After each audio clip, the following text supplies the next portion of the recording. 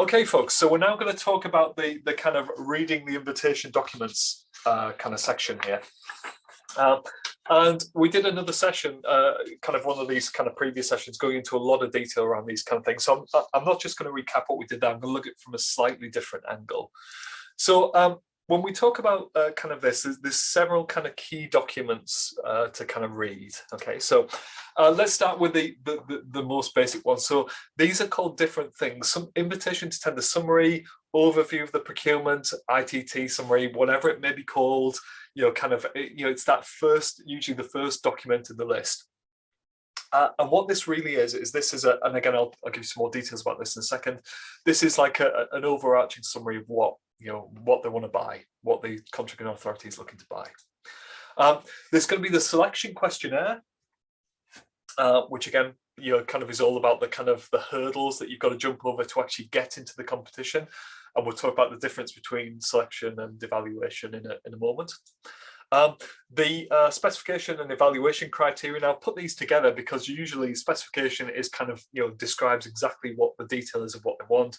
The evaluation criteria kind of sits on the side of it, but is usually bolted together. So this is what we want. This is how we're going to measure what you kind of bid in, and that's how we're going to work, make up the result of what we're actually looking at here. This is how we're going to reach our conclusion of who's the best bidder. You'll have a pricing schedule. These are often kind of like kind of an Excel spreadsheet. They can be done within the tendering portals, but they're often done as a separate Excel spreadsheet, as it makes it easier for the evaluators and the kind of commercial team at the other end. And this is how you submit your pricing. So usually clear rules, ex-VAT, inc-VAT, including expenses, breakdown for these different things, whatever it is, usually pretty clear. And again, the wording of that, of what they need, will be within the actual documentation. And there might even be repeated actually within the Excel spreadsheet itself, depending on how complicated it is.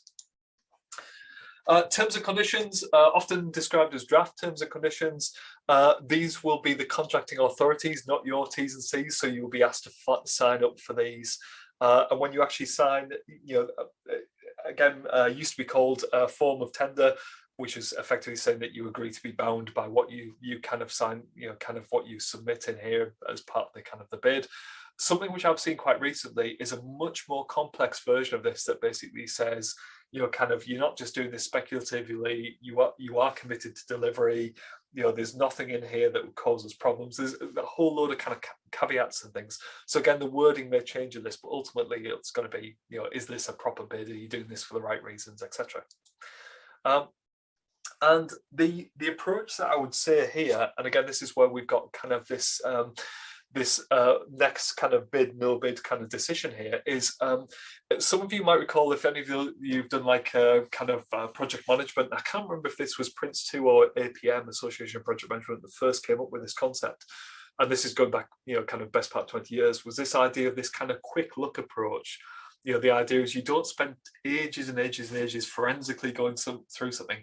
You take a very quick look at it and then make a kind of quick decision based on some kind of key criteria.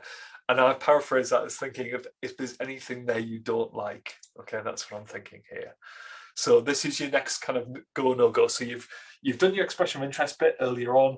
You've actually registered for the opportunity to say you're interested. You've downloaded the documents. Here's your document set. You've done a very, very quick look. So this isn't a line by line read through. This is a very quick look, and you go, oh no, I don't like the look of that. Even though they've said it's consultancy, actually it's really, really obscure consultancy. That's not my area of expertise. I'm not going to bid for this. So that's where you can do your kind of quick kind of look here. And what I would suggest is, if it's a yes and you want to kind of continue at this stage, the next thing you do is start drafting your answers.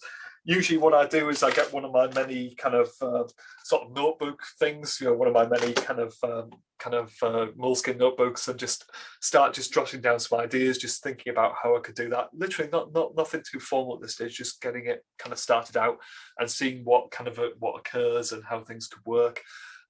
If you decide it's a no at this point, you can formally withdraw. So within all the tendering portals, there's like a big red button that says withdraw from this opportunity. Now, you can do that at any stage, but you absolutely don't have to. So if you've read this and you go, oh, I'm not so sure, I'd quite like to bid, oh, but I'm not sure, I think there might be too much competition, we might not win, or there's something going on with resources over here and I need to bottom that out first. So if that is the case, you don't have to do anything. You can just sit and wait and watch that clock tick down. Bear in mind the clock is ticking all the time. So you don't formally have to withdraw. But if you do a quick look and you decide you really don't like the look of it, then I would say withdraw. Done, move on to the next kind of thing. Bear in mind that once tenders are live, invitation to tenders are live, they can change the details around them. So with clarification questions and stuff like that. And again, we've talked a lot about that in one of the other sessions, so I'm not going to go into it in any detail today. But clarification questions can change the shape of that.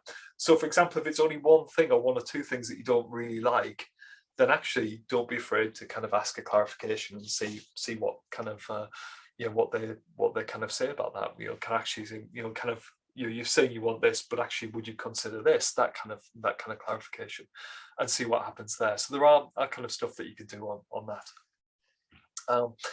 Okay, so in terms of kind of no go, excuse me, put my teeth in there, go, no go, if you do want to do it, start drafting it, start thinking about the answers, keep one eye on the clock all this time, okay?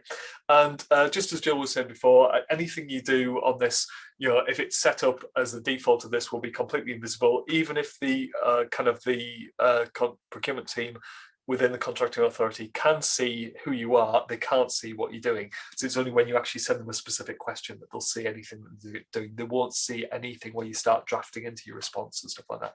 Completely invisible, so there's no interference, no influence from either direction there.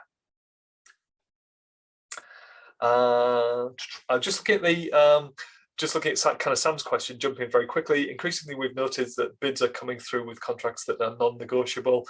What's clear, no go choice? Yeah, so really interesting, Sam. So the way that kind of contract law works, and I'll absolutely throw it out there that I am not a contract contract lawyer professional kind of person, but obviously I've had a lot of exposure to this over the years. I would say that actually kind of it's up to the contracting authority how they want to offer their contracts out.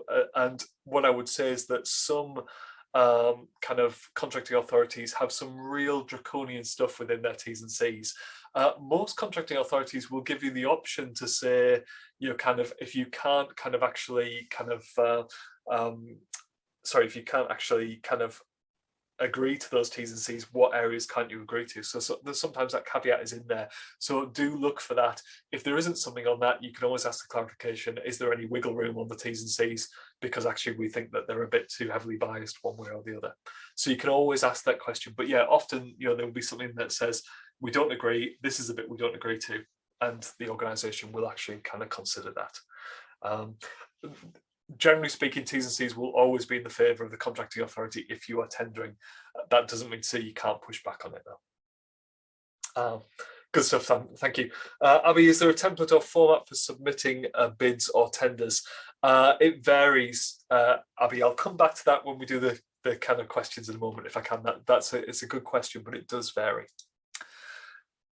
Okay, so when we talk about kind of decoding the invitation to tender summary kind of thing, and again, this is a bit like I was telling you kind of earlier on, guys. When you look at that kind of summary overview, let's look at the contract. So what's it about? What's the timescale? What's it worth? That kind of thing. So these things will tell you about the contracting authority. Who they are, what are their aims, what are their values. What often you see now is that kind of organisations, a bit like I was mentioning earlier with the ambulance service, we tell people how important it is that our job is here and that we save lives. That's what we do. So actually, if you want to come and work with us, we expect you to have the same value set. Caring about people, working in a constructive way, kind of, pulling out the stops. And even though kind of there's snow on the ground and it's the beast from the east, if anybody remembers that, we still expect you to do your deliveries because our ambulances are still on the road. That kind of value kind of thing. Again, you'll have stuff around the scope of the contract. So again, goods, services, works, or mixture. I mentioned those earlier on. Sometimes you get this expression like a managed service or something like that, where you are supplying goods, but actually supplying it as part of a managed service, not just individually. You get this length of contract stuff, this weird and wonderful language of 3 + 1 + 1. Well, the key point why this is important, guys, is if you saw something that was a 3 + 1 + 1, then the 3 would be actually your guaranteed contract length. then you've got a 1 year optional extension, and then another 1 year optional extension. So your potential there is 5 years worth of revenue, 5 years worth of money coming in. It only guarantees you the first 3. Okay, then the other 2 are options. When the organization has to kind of advertise, they have to advertise for the value of the whole thing. So you just need to be a little bit careful around that. And linking to that as well, you've got to check that point around including or excluding VAT. Previously, up until kind of the end of December, the actual thresholds were all excluding VAT. The procurement thresholds for contracting authorities in the public sector are now all including VAT. So be very, very careful when you look at those figures to see if you get what they, where the VAT kind of is, what the actual real figure is, including or excluding VAT. And I wouldn't say necessarily that kind of like procurement authorities are getting confused over this, but certainly there's a high risk of error because these things have always been done ex-VAT, certainly all the time that I've been working on it. So yeah, it's one of those things where kind of going to an including VAT model potentially gives you a 20% variance on your kind of the budget of the contracting authority, which is quite a big bit of cash. So think about that and kind of try and make sure that it's clear within the documentation what's there. The meat. So kind of like you'll see this stuff about most economically advantageous tender. I'm sure Jill was about to type that if she hasn't already done it.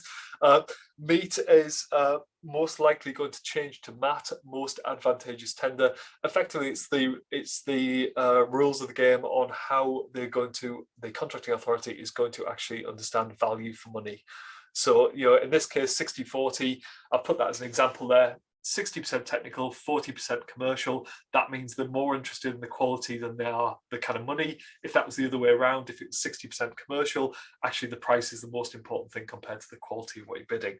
So again, you kind of get this feel for what the organization is doing and trying to understand actually kind of if your organization is working so that you are producing the most highest quality kind of thing. That's the kind of, think about your kind of Porter's sort of generic strategies stuff, that kind of differentiation, the quality kind of side of things there. If that's you, and if it, let's say, is a 70-30, 70 for price, 30 for quality, then you are unlikely to win this on the basis of actually, because if you only make that high quality niche sort of product, it's something where potentially somebody's going to undercut you and is going to get a better kind of benefit for the organization.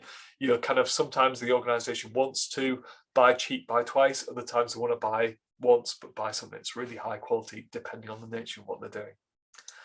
And again, the key point here for me is when we talk about kind of decoding the ITT summary, is it clear what the buyer is looking to buy? And can you actually provide it?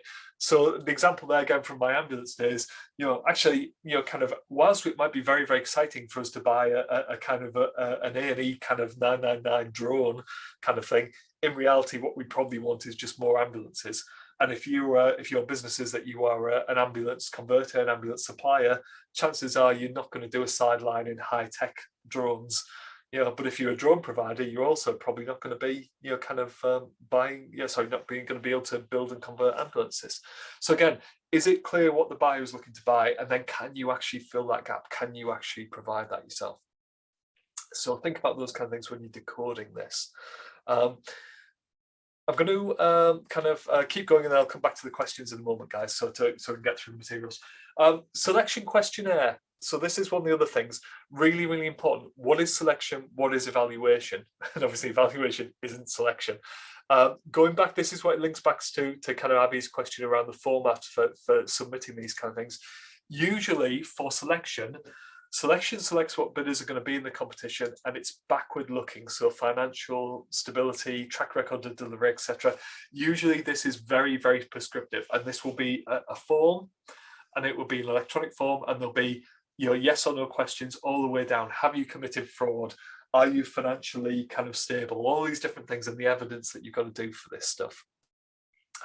So always backward looking, and again, stuff that they look at this stage cannot be re-examined at evaluation stage. When you get to evaluation is specifically looking at the technical commercial offers, so it's particularly looking at the solutions that you're putting forward. It's always going to be forwards looking, so it's always going to be kind of like what you could offer them in the future. and the measurement has to be consistent with the specifications and objectives of the procurement. So again, going back to Abby's question about format, what you will find is where you have question 1, 2, 3, 4, you will have, let's say, 500 words for this, 500 words for that, or 2 sides of A4. So it is not as prescriptive as it is in terms of yes, no for the selection questions, but it's still very prescriptive about what you can do. So yes, Abby, the rules will be very clear about what you need to do for this to actually submit your technical stuff for that. In terms of a very quick health warning on that, the regulations are changing on this, guys. So kind of this may change when the regulations change in 2023, and they may mix this up a bit, but this is how it is for the moment. So concentrate on this. But do watch for those kind of changes. I'm sure Jill and myself will probably be keeping you up to date with those changes once they kind of come in next year. Okay, question about kind of meat there, just very briefly from Emma. Is there any guidance on what we might class as bids that are too low? Oh yeah, abnormally low bids. Yes, so this is a really, really difficult area, Emma. So from my experience here is that, and again, I'll ask Jill to kind of jump in if she has a different kind of example from her side. From my point of view, kind of like, I think this is notoriously difficult to prove whether a bid is abnormally low or not. So within the regulations, there is this kind of clause in there that says, if a bid is abnormally low, then you can kick them out of the competition. Thank you very much. I have never, ever seen that successfully done. Jill, have you ever seen that successfully done? No, shaking her head. No, I haven't. No. Thanks, Jill. Yeah, and it's really, really difficult because actually it could just be somebody who's trying to get market penetration. They're really kind of focused on getting into that marketplace. They offer a really good deal, or they're just trying to grow the market share, whatever it is. They're driving that commercial stuff. So Emma, there is you can have a look at the PCR 2015 kind of regulations yourself and see what it says there. I've seen some kind of what I would describe as maybe best practice guidance from legal firms when I've been working within organizations. I've never seen that applied in a way that has actually kicked somebody out of a tender. That doesn't necessarily mean to say that it hasn't happened, but I've never seen it. And it's usually because you can't prove that it's an abnormally low bid. And it's not just a very, very competitive bid because the organization's trying to get kind of market penetration. So yeah, brilliant. Jill, that's a great idea. We'll see if we can do some digging on that because it's a fascinating area. It is, yeah, no, it is. In public procurement, I think I've never, as you say, I've never seen anyone be kicked out for it. And when you Google what is abnormally low, what the contracting authority are trying to say is that we actually don't think we can rely on that bidder to perform the contract because it is too low a cost. But as Mike says, actually, that may not be what's at play at all. That could be about market share, about market penetration, about growth. Yeah. It could be anything. So it is a really tough space. We'll take an action away to look into that a bit more and publish some guidance on it. Excellent, thanks, Jill. And yeah, it's I mean, if I'm trying to get into it, again, personal experience here, I will do jobs as a loss leader if it's a client I want to work with. Yeah. If it's just somebody that I want to have on my client list, I will do it, not a freebie, but I'll do something that's significantly lower than my normal day rate work just to work with them. So, and if I'm doing that, everybody else must be considering the same thing. Yeah. We had another question around what are the chances for someone bidding or submitting a tender for the first time? Oh, thanks, Jill. So chances of bidding. That's really, really interesting. What I would say is that depends on so many factors and variables, I would say. Is that from Abby again? Yeah. You can absolutely win first time. Kind of when you bid something, it's been done. I think the first above overdue level threshold thing I bid for as a consultant, we won. I don't know if that's because we were the only kind of supplier in the competition or it was a really good bid. You'll never know. But it's one of those things where you could do that really well. What I would say, Abby, is you will get better at doing these. So the more you do, the greater your chance of success. But it very much depends on market conditions, who else is in the bid, whether the procurement is being run properly. It's a very, very complex kind of situation there. But I would say that you definitely get better with each one you do. And obviously with kind of people like Jill and myself here to kind of help, we always kind of try and help people, encourage people to kind of, do well and do better in these kind of things as they do them. Thanks, Mike. Good stuff. Right, I'm going to push on because there's clocks against me, I think now, isn't it, Jill? Unfortunately, I've been talking too much. All right, as I always do, I try and fit in a lot to these sessions, guys. So I hope this is kind of useful. So if requirements are done properly, so these requirements will be defined, structured, classified, prioritized, stress tested, documented and controlled, and then tested against bids, which is that thing I was talking about the kind of evaluation criteria. If this has all been done properly, you have this lovely kind of I've drawn it as a funnel there, and this kind of golden thread that runs right the way down the middle of it. Ultimately, kind of an organization wants their kind of requirement to be fulfilled, and they test that against the bids as part of this bidding process and contracting. Okay, so again, when you are looking at that kind of point around kind of like the evaluation criteria, sometimes I've looked at that evaluation criteria and gone, no, thank you. I know I can't do that. And I'll give you some examples of this kind of later on. But imagine if there's something where there's a very high percentage of that technical score that's on something that you are maybe just do a little tiny bit of, or you don't really have a lot of experience in that area. Yeah, okay, so even though I could deliver the thing, the way it's been scored doesn't line up with my kind of sort of core competencies within my kind of organization. So a very quick example of this, and this is just to kind of give you a worked example. So 100% total score available. Okay, I've kept the maths really, really simple here. And I've made this a 60-40 technical commercial split. So that's the meat that we were talking about earlier on. The commercial score, 40%, will be determined relative to the lowest price bid. So you'll see a little calculation, very simple calculation within the tender that basically says, the lowest scoring bid scores kind of 40% because that's the maximum commercial score, and then everybody else scores a score that's relative to that bid, kind of going down effectively to kind of very little. There are different ways of doing it, but that's the most common way of doing commercial. The bit I want to describe here is around the technical score, so that's 60%, and in this particular example, it's going to be determined by 4 questions, T1 to T4. And those are your questions, okay, for this particular example here. So T1 is worth 20%, that's a delivery plan. T2 is worth 10%, sustainability and social value. T3 is worth 5%, quality and breadth of CVs. T4 is worth 5%, risk management approach. So when I look at something like that, and again, when I think about that yes, no decision here, I think, well, actually, I can see that the delivery is over 6 months. Again, spurious example here. And I say, well, actually, I could do a really good delivery plan of that 6 months, which I think will meet the needs of the client. And so therefore, I've got a pretty good chance of scoring well in that question. I can see that they're interested in sustainability and social value. And I'm going to be absolutely honest here. I kind of know quite a bit about this kind of stuff. I can see what I can do. But where I've maybe lost out to bigger organizations in the past on this is some of those very, very large organizations. You can do very, very large sustainability and social value projects as just like an overhead for their kind of sort of business, really.